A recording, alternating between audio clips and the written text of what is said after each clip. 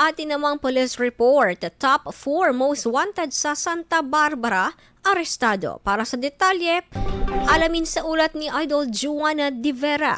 104.7 IFM. Report!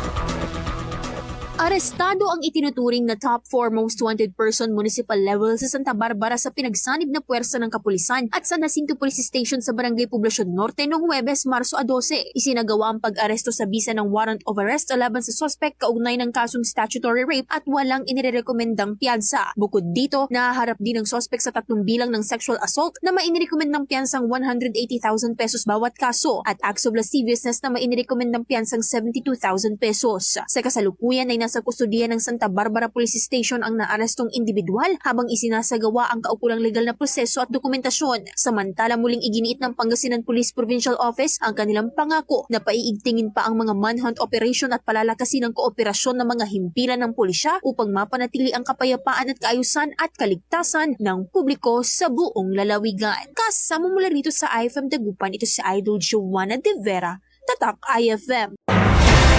IFM News. IFM News. IFM.